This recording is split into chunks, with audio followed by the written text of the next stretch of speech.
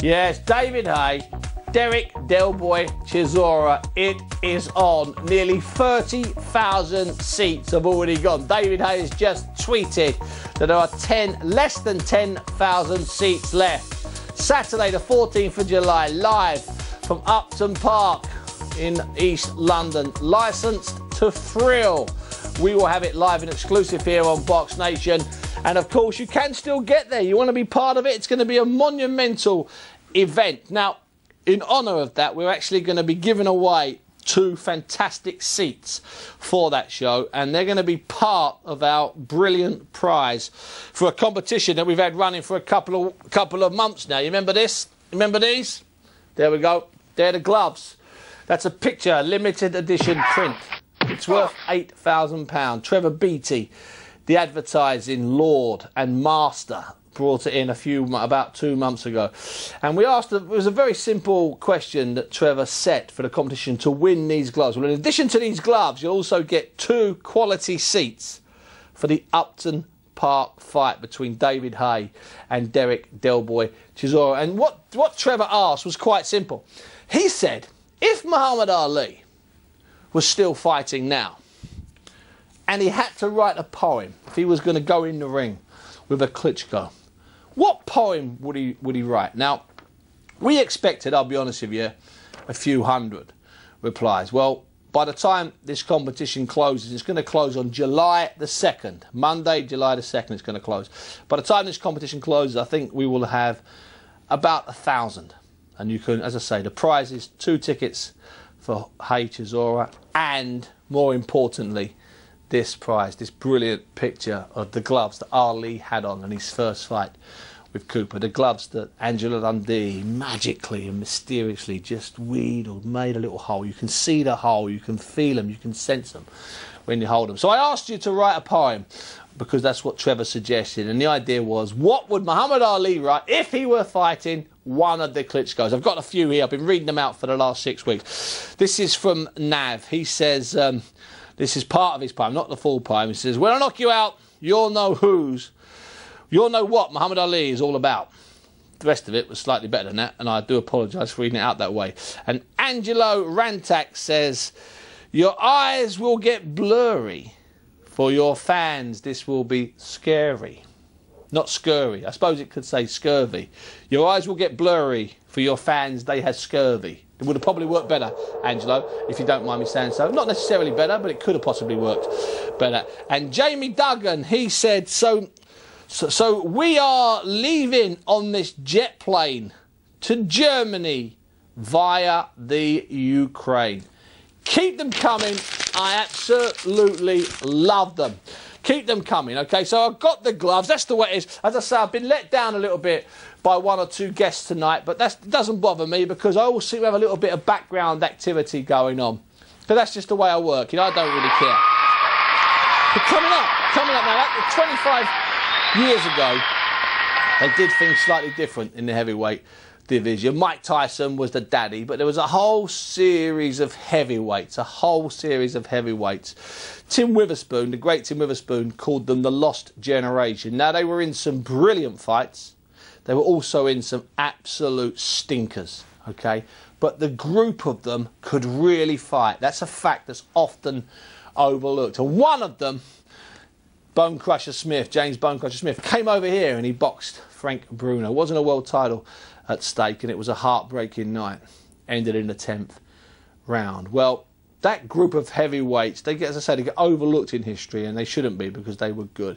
Now, I managed to catch up a little bit earlier on with the very Reverend James Bonecrusher Smith, and of course, admittedly, it was lunchtime, so sorry for any of the munching that you hear in this next interview. I managed to catch up with him, and the first thing I asked him was the sensible thing, and I just said, Bonecrusher, my man, what is it exactly that you do on a day-to-day basis?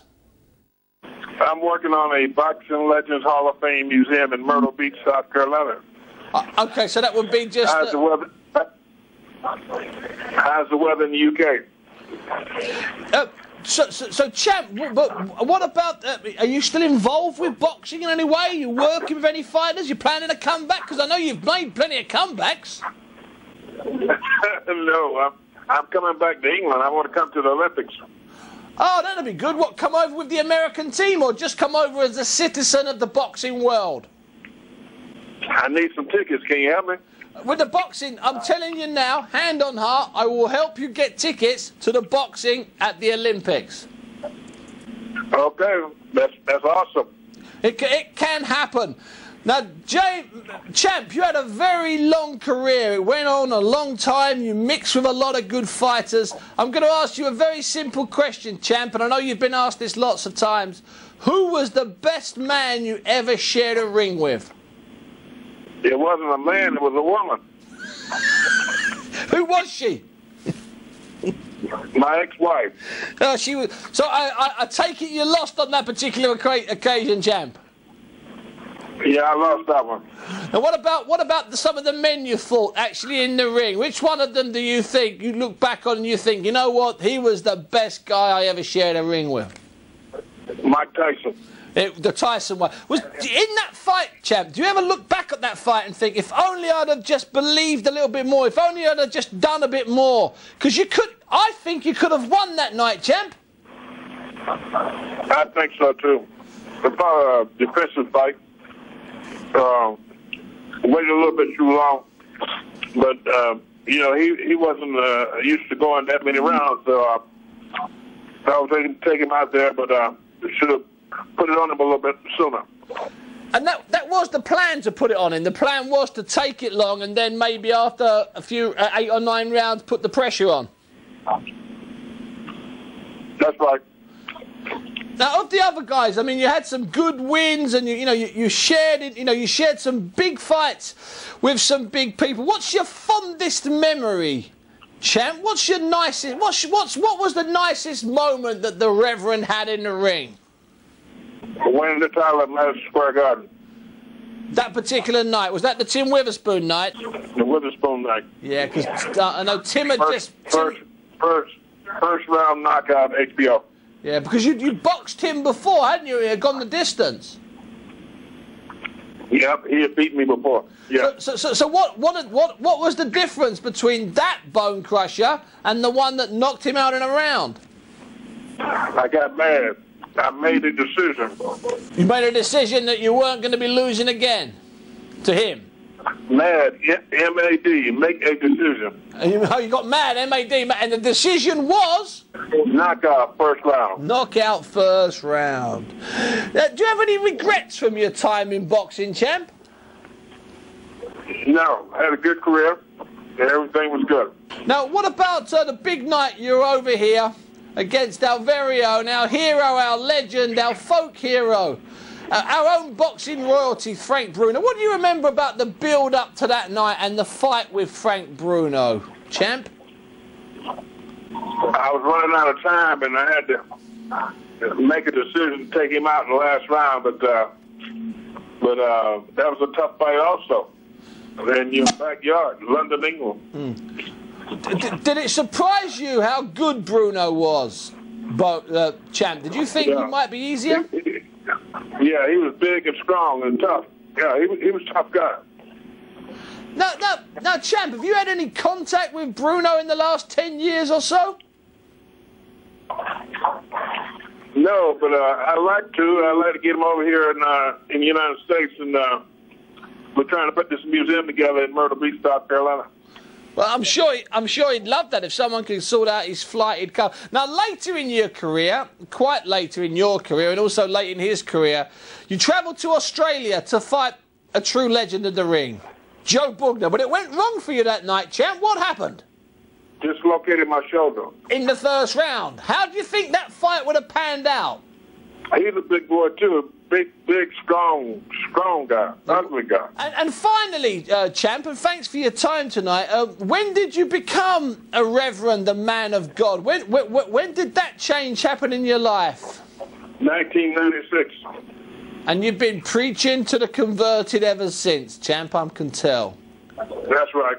Now, let me ask you this finally before I let you go and get back to your meal, and thanks for your time tonight. What about these guys that are out there now, the Clips guys? What do you think of when you see those two guys? They're fantastic specimens. But how do you think they would have done with you and the other members of the Lost Generation?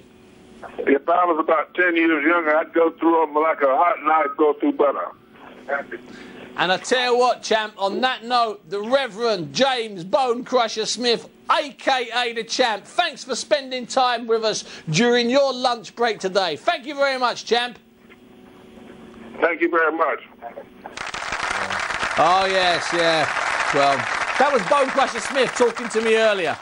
Now, he is a legend, and as one or two people have pointed out on Twitter, it's a bit rude of him to eat and talk. Well, that was the only time we could get him.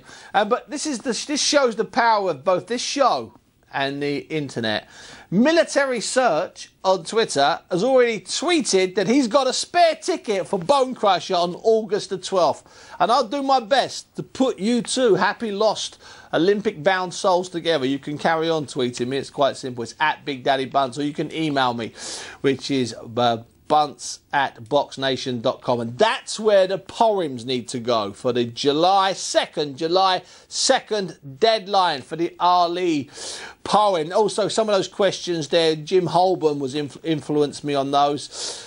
Jim, thanks for sending those in. And, of course, Bonecrusher was a man delivered to us by that guy out in Belfast, the King, Gaz Top, Gary Totten. He plucks those fighters out of thin air. Now,